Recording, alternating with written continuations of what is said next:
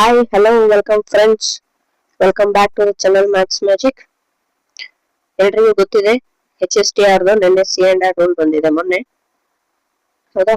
ಹಾಗಾಗಿ ಎಲ್ರು ಸೀರಿಯಸ್ ಆಗಿ ಸ್ಟಡಿನ ಸ್ಟಾರ್ಟ್ ಮಾಡಿದಾರೆ ಅನ್ಕೊಂತೀನಿ. ಸ್ಟಡೀಸ್ ಅಲ್ಲಿ ದಯಮಾಡಿ ಯಾವುದೇ ರೀತಿಯಾದಂತಹ ಕಾಂಪ್ರಮೈಸ್ ಮಾಡ್ಕೋಬೇಡಿ. ಯಾಕಂದ್ರೆ ಎಲ್ರಿಗೂ ಗೊತ್ತಿದೆ ಅವರು CETದು 85% ತಗೊಂತಿದ್ದಾರೆ. ಹೌದಾ?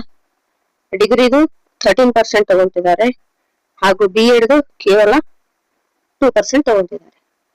ಸೊ ಹಾಗಾಗಿ CET ಕಡೆ ಜಾಸ್ತಿ ಫೋಕಸ್ ಮಾಡಿ ಅಸಡ್ಡೆ ಮಾಡ್ಲಿಕ್ಕೆ ಹೋಗ್ಬೇಡಿ, ನೀಟಾಗಿ ಸ್ಟಡಿ ಮಾಡ್ತಾ ಬನ್ನಿ. ಓಕೆ, ಇವತ್ತು ನಾನು ಕ್ಲಾಸ್ 6 ಸೈನ್ಸ್ ಪಾರ್ಟ್ 2 ತಾಪ. ಹೌದಾ? ಯಾವ್ದು ಲೆಸನ್? ತಾಪ ಅಂದ್ರೆ ಟೆಂಪರೇಚರ್. ಇಂಗ್ಲಿಷ್ ಅಲ್ಲಿ ಹೇಳಬೇಕಾದ್ರೆ ಅದನ್ನ ಟೆಂಪರೇಚರ್ ಅಂತ ಕರಿತೀವಿ. ಹೌದಾ? ಅದ್ರ ಬಗ್ಗೆ ಹೇಳ್ತಾ ಇದ್ದೀನಿ. ನಾನೇನು ಇಲ್ಲಿ ಯಾವುದೇ ರೀತಿಯಾದ ಕಂಪ್ಲೀಟ್ ಲೆಸನ್ ಮಾಡಕ್ ಹೋಗಲ್ಲ. ಹೌದಾ? 15 ಪೇಜ್ ಇರೋ ಲೆಸನ್ ನ 2 ಪೇಜ್ ಅಲ್ಲಿ ಮಾಡಿದೀನಿ. Okay, exam point of view ಮತ್ತೆ general science point of view ಅಗ್ದಿ ಇಂಪಾರ್ಟೆಂಟ್ ಇರೋ ಪಾಯಿಂಟ್ಸ್ ನ ಮಾತ್ರ ಈ ವಿಡಿಯೋದಲ್ಲಿ ನಾನು ನಿಮ್ಗೆ ಹೇಳಲಿಕ್ಕೆ ಇಷ್ಟಪಡ್ತೀನಿ. Okay, so let start the video. ನೋಡಿ ಏನಿದೆ, important key points about full chapter. Full ತಾಪ ಅನ್ನೋ ಚಾಪ್ಟರ್ ಅಥವಾ ಟೆಂಪರೇಚರ್ ಅನ್ನೋ ಚಾಪ್ಟರ್ ನ ಕಂಪ್ಲೀಟ್ ಆಗಿ ಇಂಪಾರ್ಟೆಂಟ್ ಇರುವಂತಹ ಪಾಯಿಂಟ್ಸ್ ಗಳನ್ನಷ್ಟೇ ಇಲ್ಲಿ ಹೇಳ್ತಾ ಹೋಗ್ತೀನಿ, ನೀವು ನೋಟ್ ಡೌನ್ ಮಾಡ್ಕೊಂತ ಹೋಗ್ಬೇಕು. ಹೌದಾ? ನಾನು ಯಾವುದೇ ರೀತಿ ಬರೋದು ಸ್ಲೈಡ್ ತಂದಿಲ್ಲ, ಬರೆಯೋದ್ರಲ್ಲಿ ಟೈಮ್ ವೇಸ್ಟ್ ಆಗುತ್ತೆ ಅಂತ ಹೇಳಿ ನಾ ಹೇಳ್ತೀನಿ. ನೀವು ವಿಡಿಯೋನ ಸ್ಲೋ ಮಾಡ್ಕೊಳ್ಳಿ ಅಥವಾ ಪಾಸ್ ಮಾಡ್ಕೊಂಡು ನೀವು ನೋಟ್ಸ್ ನ ಮಾಡ್ಕೋಬಹುದು. ಬಟ್ ಇದು ತುಂಬಾನೇ ಹೆಲ್ಪ್ ಆಗುತ್ತೆ. ಹೌದಾ? ನಾನು ಹೇಳಿರುವಂತ ಪಾಯಿಂಟ್ಸ್ ತುಂಬಾನೇ ಹೆಲ್ಪ್ ಆಗುತ್ತೆ. ಓಕೆ, ಫಸ್ಟ್ ನಮ್ದು ಬೇಸಿಕ್ ಏನಪ್ಪಾ ಅಂದ್ರೆ ತಾಪ ಅಂದ್ರೆ ಏನು ಅಂತ ನಮ್ಗೆ ಗೊತ್ತಿರ್ಬೇಕು. ಹೌದಾ? ಟೆಂಪರೇಚರ್ ಎಲ್ರಿಗೂ ಗೊತ್ತಿರುತ್ತೆ. ಏನಪ್ಪಾ ತಾಪ ಅಂದ್ರೆ? ಯಾವುದೇ ಒಂದು ವಸ್ತುವಿನ ತಾಪನ್ನು ಅದು ಎಷ್ಟು ಬಿಸಿಯಾಗಿದೆ ಅಥವಾ ಎಷ್ಟು ತಂಪಾಗಿದೆ ಅನ್ನೋದನ್ನ ನಮ್ಗೆ ಹೇಳುತ್ತಲ್ಲ, ಅದನ್ನೇ ತಾಪ ಅಂತ ಹೇಳ್ತೀವಿ. ಒಂದು ವಸ್ತುವಿನ ತಾಪವು ಅದು ಎಷ್ಟು ಬಿಸಿ ಅಥವಾ ತಂಪಾಗಿದೆ ಎಂಬುದನ್ನು ಹೇಳುತ್ತದೆ. ಫಸ್ಟ್ ಪಾಯಿಂಟ್ ಏನಾಯ್ತು? ಯಾವುದೇ ಒಂದು ವಸ್ತು ಅದರ ತಾಪ ಬಿಸಿಯಾಗಿದೆನೋ ಅಥವಾ ತಂಪಾಗಿದೆನೋ ಅಂತ ಹೇಳೋದಕ್ಕೆ ತಾಪ ಅಂತ ಹೇಳಿದೀವಿ. Okay, this is first point. Then what about second point? ಏನಪ್ಪಾ ಸೆಕೆಂಡ್ ಪಾಯಿಂಟ್ ಅಂದ್ರೆ, ತಾಪವನ್ನು ಅಳೆಯುವಂತ ಸಾಧನವನ್ನು ಏನಂತ ಕರಿತೀವಿ? ತಾಪ ಅಳೆಯುವ ಸಾಧನವನ್ನು ನಾವು ತಾಪಮಾಪಕ ಅಂತ ಕರಿತೀವಿ. ಹೌದಾ? ತಾಪಮಾಪಕ ಅಥವಾ ಥರ್ಮೋಮೀಟರ್. ಟೆಂಪರೇಚರ್ ನ ಮೆಜರ್ ಮಾಡೋದು ಯಾವುದು? ಥರ್ಮೋಮೀಟರ್. ಇದನ್ನ ಕನ್ನಡದಲ್ಲಿ ತಾಪಮಾಪಕ, ತಾಪವನ್ನು ಅಳೆಯುವಂತ ಸಾಧನ ತಾಪಮಾಪಕ ಎಂದು ಕರೆಯುತ್ತೇವೆ. This is second point. Next ಬರೋದು ನೋಡಿ, ನೆಕ್ಸ್ಟ್ ಬರೋದು ಏನಪ್ಪಾ ಅಂದ್ರೆ, ಇಲ್ಲಿ ನಿಮಗೆ ಇಮೇಜ್ ಕಾಣ್ತಾ ಇರ್ಬೋದು, ಡಿಜಿಟಲ್ ಕ್ಲಿನಿಕಲ್ ಥರ್ಮೋಮೀಟರ್. ಹೌದಾ? ಈ ಡಿಜಿಟಲ್ ಕ್ಲಿನಿಕಲ್ ಥರ್ಮೋಮೀಟರ್ ಏನಕ್ಕೆ ಯೂಸ್ ಮಾಡ್ತಾರಪ್ಪ ಅಂದ್ರೆ, ಮಾನವನ ದೇಹದ ಉಷ್ಣತೆಯನ್ನು ಅಳೆಯಲು ಬಳಸುವಂತಹ ತಾಪಮಾಪಕ. ಹೌದಾ? ಮಾನವನ ದೇಹದ ಉಷ್ಣತೆಯನ್ನು ಅಳೆಯಲು ಬಳಸುವಂತಹ ತಾಪಮಾಪಕನೇ ಏನು? ವೈದ್ಯಕೀಯ, ಅದಕ್ಕೆ ಕನ್ನಡದಲ್ಲಿ ಏನಂತೀವಿ ನಾವು? ವೈದ್ಯಕೀಯ ತಾಪಮಾಪಕ ಅಂತ ಕರಿತೀವಿ. ಇಂಗ್ಲಿಷ್ ಅಲ್ಲಿ ಕ್ಲಿನಿಕಲ್ ಥರ್ಮೋಮೀಟರ್ ಅಂತ ಕರಿತೀವಿ. ಓಕೆ, ಕ್ಲಿನಿಕಲ್ ಥರ್ಮೋಮೀಟರ್ ಏನಕ್ಕೆ ಯೂಸ್ ಮಾಡ್ತೀವಿ ಅಂದ್ರೆ, ನಮ್ಮ ಮಾನವನ ದೇಹದ ಉಷ್ಣತೆಯನ್ನು ಅಳೆಯೋದಕ್ಕೆ ಅದನ್ನ ನಾವು ಯೂಸ್ ಮಾಡ್ತೀವಿ. ಓಕೆ, ಇನ್ನು ಏನಿದು ಕ್ಲಿನಿಕಲ್ ಥರ್ಮೋಮೀಟರ್ ಅಂದ್ರೆ? ಹೌದಾ? ಇದು ಮಾನವನ ದೇಹದ ತಾಪವನ್ನು ಒಂದು ಡಿಜಿಟಲ್ ಮೂಲಕ ತೋರಿಸುತ್ತೆ. ಹೌದಾ? ಡಿಜಿಟಲ್ ನಂಬರ್ಸ್ ನ ತೋರಿಸುತ್ತೆ. ಇನ್ನೊಂದು, ಇದು ಬ್ಯಾಟರಿ ಚಾಲಿತ ಆಗಿದೆ. ಹೌದಾ? ಇದ್ರಲ್ಲಿ ಬ್ಯಾಟರಿ ಹಾಕಿದ್ರೆ ರನ್ ಆಗುತ್ತಾ, ಬ್ಯಾಟರಿ ತೆಗೆದ್ರೆ ರನ್ ಆಗಲ್ಲ. ಹೌದಾ? ಈ ಡಿಜಿಟಲ್ ತಾಪಮಾಪಕದಾಗ ನಮಗ ಹೆಂಗ್ ಗೊತ್ತಾಗುತ್ತಪ್ಪ ಅಂದ್ರೆ, ಹೀಟ್ ಸೆನ್ಸರ್ ಲಿಂದ ನಮ್ಗೆ ಇದರ ತಾಪಮಾನನ ನಾವು ಕಂಡುಹಿಡಿಬಹುದು. ಹೌದಾ? ಈ ಡಿಜಿಟಲ್ ತಾಪಮಾಪಕದಲ್ಲಿ ಹೀಟ್ ಸೆನ್ಸರ್ ಸಹಾಯದಿಂದ ಹೀಟ್ ಏನಾಗುತ್ತೆ ಇಲ್ಲಿ ನಿರ್ಧಾರ ಮಾಡಲಾಗುತ್ತೆ. ಈ ಹೀಟ್ ಸೆನ್ಸರ್ ಗೆ ಕನ್ನಡದಲ್ಲಿ ಶಾಖ ಸಂವೇದಕ ಅಂತ ಕರಿತೀವಿ. ಹೌದಾ? ಇದಿಷ್ಟು ಏನು ವೈದ್ಯಕೀಯ ತಾಪಮಾಪಕ ಅಥವಾ ಕ್ಲಿನಿಕಲ್ ಥರ್ಮೋಮೀಟರ್. ಇನ್ನೊಂದು ಇಂಪಾರ್ಟೆಂಟ್ ಏನಪ್ಪಾ ಅಂದ್ರೆ ಇದರಲ್ಲಿ ಆರೋಗ್ಯವಂತ ಮಾನವನ ದೇಹದ ಸಾಮಾನ್ಯ ತಾಪ ಎಲ್ರಿಗೂ ಗೊತ್ತಿದೆ ಅನ್ಕೊಂತೀನಿ. ಎಷ್ಟು? 37 ಡಿಗ್ರಿ ಸೆಲ್ಸಿಯಸ್. ಇದೇನು? ಒಬ್ಬ ಆರೋಗ್ಯವಂತ ಮಾನವನ ದೇಹದ ತಾಪಮಾನವಾಗಿದೆ. ಓಕೆ, ಇದಿಷ್ಟು ಕ್ಲಿನಿಕಲ್ ಥರ್ಮೋಮೀಟರ್ ಆಯ್ತು. ಇನ್ನೊಂದು ಬರುತ್ತೆ, ಕೋವಿಡ್ ಟೈಮ್ ಅಲ್ಲಿ ನೋಡಿರ್ತಾರ ನೀವು. ಸೊ ಇದನ್ನ ನಾವೇನಂತ ಕರಿತೀವಿ? ಅವಕೆಂಪು ವಿಕಿರಣ ತಾಪಮಾಪಕ. ಅಂದ್ರೆ ಇಂಗ್ಲಿಷ್ ಅಲ್ಲಿ ಇನ್ಫ್ರಾರೆಡ್ ಥರ್ಮೋಮೀಟರ್ಸ್ ಅಂತ ಕರಿತೀವಿ. ಹೌದಾ? ಕನ್ನಡದಲ್ಲಿ ಅವಕೆಂಪು ವಿಕಿರಣ ತಾಪಮಾಪಕ. ಇದೇನಪ್ಪ? ಒಂದು ಸಂಪರ್ಕ ರಹಿತ ತಾಪಮಾಪಕ. ಅಂದ್ರೆ ಈ ತಾಪಮಾಪಕ ಯೂಸ್ ಮಾಡ್ಬೇಕಂದ್ರೆ ಇದಕ್ಕೆ ಯಾವುದೇ ರೀತಿ ಮಾನವನ ದೇಹದ ಸಂಪರ್ಕ ಆಗಲ್ಲ. ಹೌದಾ? ವ್ಯಕ್ತಿಯ ದೇಹವನ್ನು ಸ್ಪರ್ಶಿಸದೇನೆ ನಾವು ವ್ಯಕ್ತಿಯ ದೇಹದ ತಾಪವನ್ನು ಅಳೆಯಬಹುದು. ಇದರಲ್ಲಿ ಅವಕೆಂಪು ವಿಕಿರಣ ತಾಪಮಾಪಕದಲ್ಲಿ. ಡಿಜಿಟಲ್ ಕ್ಲಿನಿಕಲ್ ಥರ್ಮೋಮೀಟರ್ ಅಲ್ಲಿ ಏನ್ ಮಾಡುತ್ತಾ, ಇಲ್ಲಿ ನಾವು ಮಾನವನ ದೇಹವನ್ನ ಏನ್ ಮಾಡ್ಬೇಕಾಗುತ್ತೆ? ಸ್ಪರ್ಶಿಸಬೇಕಾಗುತ್ತೆ. ಮಾನವನ ದೇಹಕ್ಕೆ ಸಂಬಂಧಪಟ್ಟಂತ ಉಷ್ಣತೆಯನ್ನು ಯಾವ ರೀತಿ ಅಳೆಯಬಹುದು ಅನ್ನೋದಾಯ್ತು. ಒಂದು ವೈದ್ಯಕೀಯ ತಾಪಮಾಪಕ ಮೂಲಕ ಅಳಿತೀವಿ, ಇನ್ನೊಂದು ಅವಕೆಂಪು ವಿಕಿರಣ ತಾಪಮಾಪಕ ಮೂಲಕ ಅಳಿತೀವಿ. ಓಕೆ, ನೆಕ್ಸ್ಟ್ ಇಂಪಾರ್ಟೆಂಟ್ ಪಾಯಿಂಟ್ ಏನಪ್ಪಾ ಅಂದ್ರೆ ತಾಪದ ಮಾಪಕಗಳು. ಹೌದಾ? ತಾಪದ ಮಾಪಕಗಳು ಏನೇನ್ ಮಾಪಕ, ಎಷ್ಟಿದಾವು, ಯಾವಿದಾವು ಅನ್ನೋದು ಗೊತ್ತಿರ್ಬೇಕು. ಹೌದಾ? ಇದ್ರ ಮೇಲೆ MCQ ಅಲ್ಲಿ ಬಂದ್ರೆ ಕ್ವಶನ್ಸ್ ಬರ್ತವೆ. ತುಂಬಾ ಬೇಸಿಕ್ ಇದೆ, ಹೇಳಿಕ್ಕಾಗಲ್ಲ. ಒಂದೊಂದ್ಸರ್ತಿ ಅದೇ ಬೇಸಿಕ್ ನಮ್ಗೆ ಇಮಿಡಿಯೇಟ್ ಆಗಿ ಫ್ಲಾಶ್ ಆಗಲ್ಲ. ಇವನ್ ನೆಕ್ಸ್ಟ್ ಹೈಯರ್ ಕ್ಲಾಸಸ್ ಅಲ್ಲಿ ಇದೇ ಕಂಟಿನ್ಯೂ ಆಗುತ್ತೆ. ಇದಕ್ಕಿಂತ ಒಂಚೂರು ಅಪ್ಡೇಟೆಡ್ ವರ್ಷನ್ ಅಂತ ಹೇಳ್ಬೋದು. ಓಕೆ, ತಾಪದ ಮಾಪಕಗಳು ಹೆಚ್ಚಾಗಿ ಬಳಕೆಯಲ್ಲಿರೋ 3 ಇದಾವೆ. ಮೊದಲನೇದು ಸೆಲ್ಸಿಯಸ್ ಮಾಪಕ ಅಂತ ಕರಿತೀವಿ. ಹೌದಾ? ಇದರದ್ದು ಸೆಲ್ಸಿಯಸ್ದು ಏಕಮಾನ ಅಥವಾ ನೀವು SI ಯೂನಿಟ್ ಅಂತ ಹೇಳ್ಬೋದು ಇಂಗ್ಲಿಷ್ ಅಲ್ಲಿ. ಸೆಲ್ಸಿಯಸ್ದು ಏಕಮಾನ ಏನಿರುತ್ತೆ? ಡಿಗ್ರಿ ಸೆಲ್ಸಿಯಸ್ ಇರುತ್ತೆ.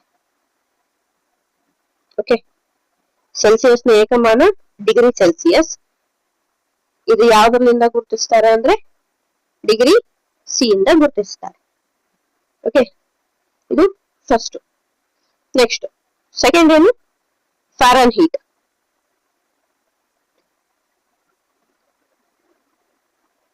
ಫ್ಯಾರನ್ಹೀಟ್. ಸೊ ಫ್ಯಾರನ್ಹೀಟ್ದು SI ಯೂನಿಟ್ ಏನ್ ಬರುತ್ತೆ? ಡಿಗ್ರಿ ಫ್ಯಾರನ್ಹೀಟ್ ಬರುತ್ತೆ.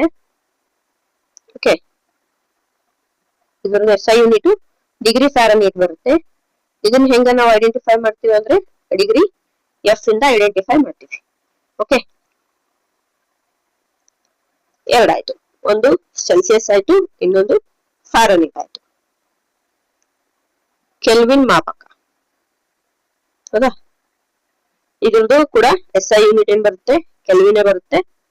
ಮತ್ತೆ ಇದನ್ನ ಯಾವ್ದ್ರಿಂದ ಸೂಚಿಸ್ತೀವಿ ಅಂದ್ರೆ ಕ್ಯಾಪಿಟಲ್ ಕೆ ಇಂದ ಸೂಚಿಸ್ತೀವಿ. First one Celsius. ಓಕೆ, ಇದನ್ನ ಡಿಗ್ರಿ ಸಿ ಅಂತ ಬರಿತೀವಿ, ಡಿಗ್ರಿ ಸೆಲ್ಸಿಯಸ್. Second Fahrenheit. ಹೌದಾ? ಇದನ್ನ ಡಿಗ್ರಿ ಎಫ್ ಇಂದ ಗುರುತಿಸ್ತೀವಿ. ಥರ್ಡ್ ಒನ್ ಕೆಲ್ವಿನ್, ಇದನ್ನ ಕೆ ಇಂದ ಗುರುತಿಸ್ತೀವಿ. ಈ 3 ತಾಪಮಾನದ ತಾಪಮಾಪಕಗಳು. ಓಕೆ, ನೆಕ್ಸ್ಟ್ ಪಾಯಿಂಟ್ ತಾಪದ SI ಏಕಮಾನ ಅಂದ್ರೆ ಟೆಂಪರೇಚರ್ದು SI ಯೂನಿಟ್. SI ಯೂನಿಟ್ ಮೇಲೆ ಕಂಪಲ್ಸರಿ ಒಂದು ಕ್ವಶನ್ ಇದ್ದೇ ಇರುತ್ತೆ. SI ಯೂನಿಟ್ಗಳು ಎಲ್ಲವೂ ಗೊತ್ತಿರಬೇಕು. ಇದ್ರದ್ದು ಏನಿದೆ? ಕೆಲ್ವಿನ್ ಇದೆ. ಟೆಂಪರೇಚರ್ದು SI ಯೂನಿಟ್ ಕೆಲ್ವಿನ್. ಓಕೆ, ಈ ಸೆಲ್ಸಿಯಸ್ ಇಂದ ಕೆಲ್ವಿನಿಗೆ ಕನ್ವರ್ಷನ್ ಮಾಡ್ಲಿಕ್ಕೆ ಒಂದು ಫಾರ್ಮುಲಾ ಬರುತ್ತೆ 6th ಅಲ್ಲಿ. ನೆಕ್ಸ್ಟ್ ಇನ್ನು 8th 9th ಅಲ್ಲಿ ಬರುತ್ತೆ. Celsius to Kelvin, Celsius to Fahrenheit, Fahrenheit to Celsius, Fahrenheit to Kelvin ಅಂತ ಹೇಳಿ. ಬಟ್ ನಿಮಗೆ 6th ಕ್ಲಾಸ್ ಅಲ್ಲಿ ಕೊಟ್ಟಿರೋದು Kelvin to Celsius. So Kelvin to Celsius convert ಮಾಡ್ಲಿಕ್ಕೆ ಫಾರ್ಮುಲಾ ಏನಂದ್ರೆ Kelvin is equals to Celsius plus 273.15. This is the formula for conversion of Kelvin to Celsius. Compulsory degree C ಅಂತಾನೆ ಬರೀಬೇಕು, ಕೇವಲ C ಬರೆದ್ರೆ ಅದು valid ಆಗಲ್ಲ. ಇದು ನೋಡಿ, ಇದೆರಡು ನಿಮ್ ಸ್ಕೂಲ್ ಅಲ್ಲಿ ನೋಡಿರ್ತೀರ, ನೀವು ಕಲಿಯುವಾಗ ನೋಡಿರ್ತೀರಾ, ಇನ್ನು ನೀವು ಕಲಿಸುವಾಗ ನೋಡ್ತಾ ಇರ್ತೀರ. ಹೌದಾ? ಇದನ್ನ ಲ್ಯಾಬೊರೇಟರಿ ಥರ್ಮೋಮೀಟರ್ ಅಂತ ಹೇಳ್ತೀವಿ. ಕನ್ನಡದಲ್ಲಿ ಪ್ರಯೋಗಶಾಲಾ ತಾಪಮಾಪಕ ಅಂತ ಕರೀತಾರೆ. ಹೌದಾ? ಪ್ರಯೋಗಶಾಲಾ ತಾಪಮಾಪಕ ಅಂತ ಕನ್ನಡದಲ್ಲಿ ಕರಿತೀವಿ. ಓಕೆ, ಇದೆಲ್ಲರೂ ನೋಡಿರ್ತಾರೆ, ಎಲ್ಲರೂ ಸ್ಕೂಲಲ್ಲಿ ತೋರಿಸಿರ್ತಾರೆ. ಇಲ್ಲಿ ಕೆಳಗಡೆ ಇರೋದಕ್ಕ ಬುರುಡೆ ಅಂತ ಕರಿತೀವಿ. ಓಕೆ, ನೀವು ಪ್ರಯೋಗನ ಮಾಡಿರ್ತೀರ. ಒಂದು ಬೀಕರ್ ಅಲ್ಲಿ ಒಂದು ಅರ್ಧಕ್ಕಿಂತ ಹೆಚ್ಚು ಮಟ್ಟಿಗೆ ಬಿಸಿನೀರ್ ಹಾಕಿ ಈ ಥರ್ಮೋಮೀಟರ್ ನ ಅದರಲ್ಲಿ ಡಿಪ್ ಮಾಡಿರ್ತೀರ. ಬಟ್ ಇದ್ರಲ್ಲಿ ಏನಪ್ಪಾ ಅಂದ್ರೆ ಈ ಬಲ್ಬ್ ಏನಿರುತ್ತಲ್ಲ ಬುರುಡೆ, ಅದು ಕಂಪ್ಲೀಟ್ ಆಗಿ ಸರ್ಫೇಸಿಗೆ ಟಚ್ ಆಗ್ಬಾರ್ದು, ಸ್ವಲ್ಪ ಮೇಲ್ಗಡೆನೆ ಹಿಡಿಬೇಕು. ಇದ್ರಲ್ಲಿ ಒಂದು ಸಣ್ಣ ಬಾಲ್ ಇದ್ದಂಗೆ ಇರುತ್ತೆ. ಹೀಟ್ ಎಷ್ಟಿರುತ್ತೆ ಅಷ್ಟು ಮೇಲೆ ಹೋಗೋದು, ಹೀಟ್ ಕಡಿಮೆ ಆದಂಗೆ ಕೆಳಗೆ ಬರುತ್ತೆ. ಹೌದಾ? ನೀವು ಅದನ್ನ ಅಬ್ಸರ್ವ್ ಮಾಡಿ ನೋಡಿರ್ತೀರ. ಸೊ ಇದೇನು ಪ್ರಯೋಗಶಾಲಾ ತಾಪಮಾಪಕ. ಇನ್ ಇದ್ರದ್ದೇನಪ್ಪ ಪಾಯಿಂಟ್ಸ್, 2 ಅಥವಾ 3 ಪಾಯಿಂಟ್ಸ್. 2 ಪಾಯಿಂಟ್ಸ್ ಸಾಮಾನ್ಯವಾಗಿ ಬರೋದು. ಏನು ಪ್ರಯೋಗಶಾಲಾ ತಾಪಮಾಪಕ ಎಷ್ಟು ವ್ಯಾಪ್ತಿ ಹೊಂದಿರ್ತಾವ ಅಂದ್ರೆ ಇದರಲ್ಲಿ ಸ್ಕೇಲ್ ಎಷ್ಟಿರುತ್ತೆ, -10 degree Celsius to 110 degree Celsius. ಹೌದಾ? ಇದು ಇದರ ತಾಪದ ವ್ಯಾಪ್ತಿ. ಇದ್ರದ್ದು ಲ್ಯಾಬೊರೇಟರಿ ಥರ್ಮೋಮೀಟರ್. ನೆಕ್ಸ್ಟ್, ಈ ಲ್ಯಾಬೊರೇಟರಿ ಥರ್ಮೋಮೀಟರ್ ನಾವು ನೋಡಬಹುದಾದಂತ ಕನಿಷ್ಠ ಮೌಲ್ಯ ಅಥವಾ ಕನಿಷ್ಠ ವ್ಯಾಲ್ಯೂ ಎಷ್ಟಪ್ಪ ಅಂದ್ರೆ 1 ಡಿಗ್ರಿ ಸೆಲ್ಸಿಯಸ್. ಇದು ತುಂಬಾ ಇಂಪಾರ್ಟೆಂಟ್. ಓಕೆ, ಈ ತಾಪಮಾಪಕ ಇದ್ರದ್ದೇನು ನಾವು ಓದ್ಬಹುದಲ್ಲ, ಅದ್ರ ಅತ್ಯಂತ ಕನಿಷ್ಠ ಮೌಲ್ಯ ಎಷ್ಟು ಅಂದ್ರೆ 1 ಡಿಗ್ರಿ ಸೆಲ್ಸಿಯಸ್. ಅದೇ ಪ್ರಯೋಗಶಾಲದ ತಾಪಮಾಪಕದ್ದು ವ್ಯಾಪ್ತಿ ಎಷ್ಟೈತಿ ಅಂದ್ರೆ -10 ಡಿಗ್ರಿ ಸೆಲ್ಸಿಯಸ್ ಇಂದ 110 ಡಿಗ್ರಿ ಸೆಲ್ಸಿಯಸ್. ಓಕೆ, ಒಂದು ವಸ್ತುವಿನ ತಾಪ ಅದು ಎಷ್ಟು ಬಿಸಿ ಐತಿ ಅಥವಾ ಎಷ್ಟು ತಂಪೈತಿ ಅನ್ನೋದ್ರಲ್ಲಿಂದ ತಾಪ ಅನ್ನೋದು ಗೊತ್ತಾಗುತ್ತೆ. Okay, first point. Second point ಏನು, ತಾಪವನ್ನು ಅಳೆಯುವ ಸಾಧನಕ್ಕೆ ನಾವೇನಂತ ಕರಿತೀವಿ, ತಾಪಮಾಪಕ ಅಂತ ಕರಿತೀವಿ. Okay, this is third point. ಇನ್ನು ಮಾನವನ ದೇಹದ ಉಷ್ಣತೆ ಅಳೆಯೋದಕ್ಕ ವೈದ್ಯಕೀಯ ತಾಪಮಾಪಕ ಅಂತ ಕರಿತೀವಿ. ಓಕೆ, ಇದನ್ನ ಇಂಗ್ಲಿಷ್ನಾಗ ಕ್ಲಿನಿಕಲ್ ಥರ್ಮೋಮೀಟರ್ ಅಂತ ಕರಿತೀವಿ. ಇದು ನಮಗೆ ತಾಪವನ್ನು ಡಿಜಿಟಲ್ ರೂಪದಲ್ಲಿ ತೋರಿಸುತ್ತೆ, ಮತ್ತೆ ಇದು ಬ್ಯಾಟರಿ ಚಾಲಿತವಾಗಿರುತ್ತೆ. ಹೌದಾ? ಅದರಲ್ಲಿರುವಂತಹ ಶಾಖ ಸಂವೇದಕ ಅಂದ್ರೆ ಹೀಟ್ ಸೆನ್ಸರ್ ಮೂಲಕ ನಾವು ತಾಪವನ್ನು ಕಂಡುಹಿಡಿತೀವಿ. ಓಕೆ, ಇನ್ನೊಂದು, ಸಾಮಾನ್ಯವಾಗಿ ಮಾನವನ ದೇಹದ ತಾಪ ಎಷ್ಟು ಇರ್ತೈತಿ, 37 ಡಿಗ್ರಿ ಸೆಲ್ಸಿಯಸ್ ಇರ್ತೈತಿ. ಎಷ್ಟು? 37 ಡಿಗ್ರಿ ಸೆಲ್ಸಿಯಸ್. ಇನ್ನೊಂದು ಬರುತ್ತೆ ಏನು, ಇನ್ಫ್ರಾರೆಡ್ ಥರ್ಮೋಮೀಟರ್ಸ್ ಅಂದ್ರೆ ಅವಕೆಂಪು ಕಿರಣ ತಾಪಮಾಪಕ. ಇದು ಮಾನವನ ದೇಹದ ಸಂಪರ್ಕ ಇಲ್ಲದೇನೆ ನಾವು ಮಾನವನ ದೇಹದ್ದು ತಾಪ ಎಷ್ಟೈತಿ ಅಂತ ಕಂಡುಹಿಡಿಬಹುದು. ಓಕೆ, ಇಷ್ಟ ಆಯ್ತಾ? ನೆಕ್ಸ್ಟ್ ತಾಪದ ಮಾಪಕಗಳು ನೋಡಿದ್ವಿ, Celsius, Fahrenheit and kelvin. Celsius ನ ಡಿಗ್ರಿ ಸಿ ಇಂದ ಡಿನೋಟ್ ಮಾಡ್ತೀವಿ, ಫ್ಯಾರನೀಟ್ ನ ಡಿಗ್ರಿ ಎಫ್ ಇಂದ ಡಿನೋಟ್ ಮಾಡ್ತೀವಿ, ಕೆಲ್ವಿನ್ ನ ಕೆ ಇಂದ ಡಿನೋಟ್ ಮಾಡ್ತೀವಿ. ಓಕೆ, ನೆಕ್ಸ್ಟ್ ತಾಪದ SI ಯೂನಿಟ್ ನೋಡಿದ್ವಿ. ಏನು ತಾಪದ SI ಯೂನಿಟ್ ಅಂದ್ರೆ ಕೆಲ್ವಿನ್. ನೆಕ್ಸ್ಟ್ ಏನ್ ನೋಡಿದ್ವಿ, ಸೆಲ್ಸಿಯಸ್ ಇಂದ ಕೆಲ್ವಿನ್ ಮಾಪಕಕ್ಕ ಪರಿವರ್ತಿಸುವಂತ ಒಂದು ಸೂತ್ರ, ಅದನ್ನ ನೋಡಿ. ಓಕೆ, ನೆಕ್ಸ್ಟ್ ಏನ್ ನೋಡಿದ್ವಿ, ಲ್ಯಾಬೊರೇಟರಿ ಥರ್ಮೋಮೀಟರ್ ಅಂದ್ರೆ ಪ್ರಯೋಗಶಾಲಾ ತಾಪಮಾಪಕ. ಇದ್ರದ್ದು ಎಷ್ಟಿರುತ್ತೆ ವ್ಯಾಪ್ತಿ, -10 ಡಿಗ್ರಿ ಸೆಲ್ಸಿಯಸ್ ಇಂದ 110 ಡಿಗ್ರಿ ಸೆಲ್ಸಿಯಸ್.